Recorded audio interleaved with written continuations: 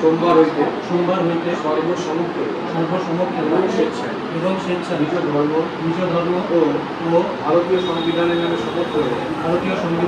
শপথ করে অনিমা হালদারকে আইনত আমার স্ত্রী রূপে গ্রহণ করলাম। ঠিক বল। আমি অনিমা হালদার আজ 27/4/2026 তারিখ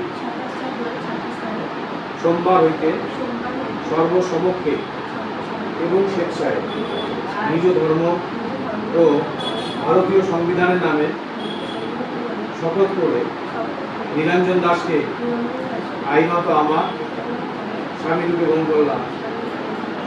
সার্টিফিকেটটা 5 মিনিট দিয়ে